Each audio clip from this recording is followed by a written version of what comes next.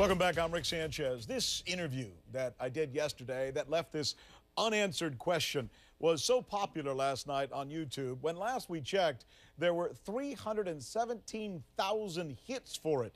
Not to mention the fact that it was mentioned later on some of the late night comedy shows.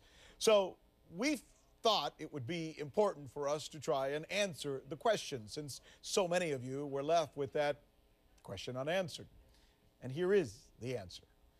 CNN can now, in fact, confirm that the person that Michael Goldfarb was referring to was the Reverend Jeremiah Wright.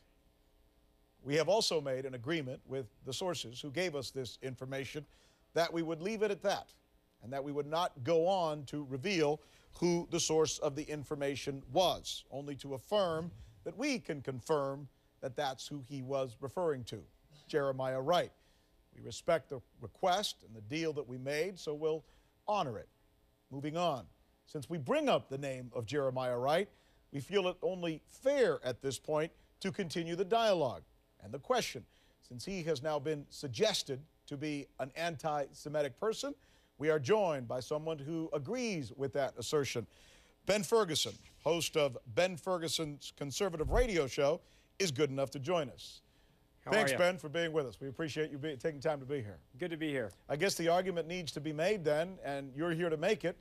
Show us your goods, as they say. Well, I mean, I think what you look at here with Jeremiah Wright, I don't think it's any surprise. You look at Jeremiah Wright, what he said from the pulpit, and he has said multiple times that the word Israel and being Jewish is a bad word. He said, I've said that evil word, and then everybody claps in his church. He goes, I'm going to say it again, Israel.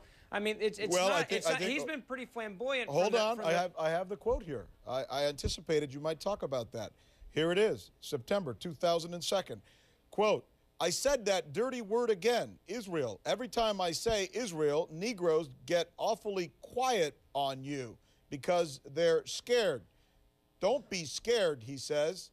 I don't think he's saying something against Jewish people there. Well, what he's saying is that it's kind of uncomfortable to talk about Israel in this country without feeling like you're going to be criticized. At least that's how I construe that. Am I wrong? Well, let's give him a pass on that one and look at the fact that his church is giving awards to Louis Farrakhan, and everybody knows where Louis Farrakhan stands on Israel, saying they should be pushed into the sea, that they should be ended. And then forget that for a second. Let's look at what his actual newsletter of his church produced, printed, and sent to all their members while Barack Obama was attending, way before he was running for president, where they actually printed part of a Hamas manifesto condemning Israel. Now, that went in their own letter to their members. I have it right here. You're absolutely right. It was in the article by Hamas leader Musa Abu Marzouk. It was in Wright's church newsletter. Let me read it to our audience as well. Why should any Palestinian recognize the monstrous crimes carried out by Israel's founders and continued by its deformed modern apartheid state? So once again, that is and many people obviously are going to look at that and say that's a horrible thing to say about any government's policies. But again, and I think the point does that mean he's anti-Semite? See, here's what I know. Here's what I know, and I don't like to assume a lot. Okay, I don't know Barack Obama, and second of all, I'm not Jewish. But this is what I can look at. I can see that the man that he claimed to be his spiritual father, a man that was walking through his life, a man who he said that he had had many dinners with, and a man who also is connected to this professor we were talking about yesterday, who said in his book, thinking, Barack Obama said to both of them, you guys have helped me with my life. Both of them have some pretty radical views towards Israel. They don't like Israel. They've said that they think America's policy towards Israel should drastically change. Let me finish. But they both said they're very pro-Palestinian. So all I can do is look at this and say, okay, the people that he has surrounded himself with are very anti-Israel and said some very radical things. He went to church with one. He sat at a dinner table multiple times with another one. And both of them he's praised in the past while they were making these comments. These are not comments that have been made since he separated his relationship with Reverend Wright. But there's something that we need to be clear on, because this is the kind of thing that happens in this country. And I think most people would agree that it's rather unfortunate. It's essentially association by things that really don't add up. Let me ask you a question.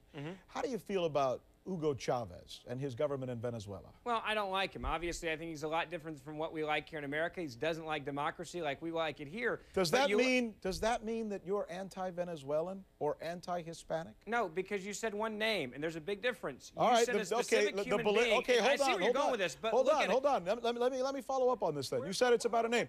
How do you feel about the Bolivian government, the Boliviano government, as he calls it, of Hugo Chavez in Venezuela? That policy that government holds. There's a massive difference between surrounding yourself and having dinner with two men that have a obvious hatred and dislike for a country and a people of a country, and saying it in America in the context of people in America who are Jewish, okay? Well, there's a big difference than you asking me about Hugo Chavez. If you asked me, do I hate the people of Venezuela or Cuba, obviously I'd say no. If you said, do you hate Hugo Chavez or Fidel Castro, I'd say I hate those guys. I don't like them. There's a big difference in the context you're asking me. I'm not trying to take up anybody's argument here, but I guarantee you, if you asked Professor Khalidi, he would say the exact same thing. He would say, I don't hate the people of Israel, but I do, he'd probably say, but I certainly dislike the policies of the Israeli government. I can't accept that. You look at his writings, and it's blatantly obvious that he has a major bitterness and anger towards people that are Jewish. I mean, why? He said it in his own writings, so why do I have to defend him? No, you just did it again.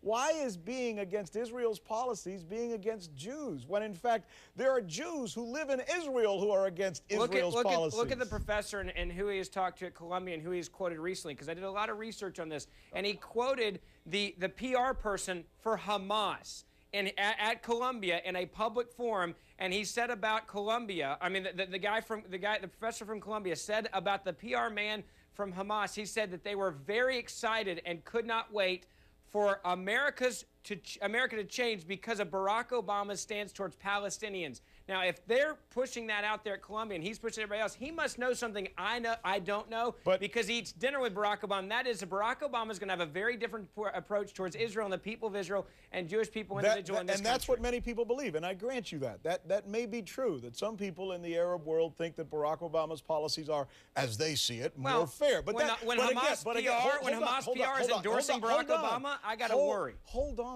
The question is, isn't it a huge deductive leap to go from those people think of Israel and criticize their policies to those people are anti-Semites? It means they hate Jews. Again, all I can do is what you do, which is to say this.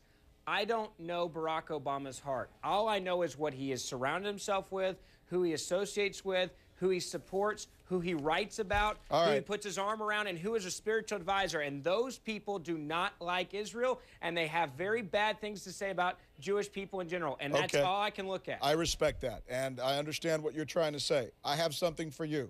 We called the Anti-Defamation League this morning, and we asked them for a statement about the Reverend Wright. Most people would consider the ADL to be the quintessential purveyors of information about anti-Semitism. Here it is. Quote, the ADL does not consider Reverend Wright anti-Semitic. We've gone through our records and have never called him an anti-Semite. This is from Myrna Schinbaum, who gave us that information today.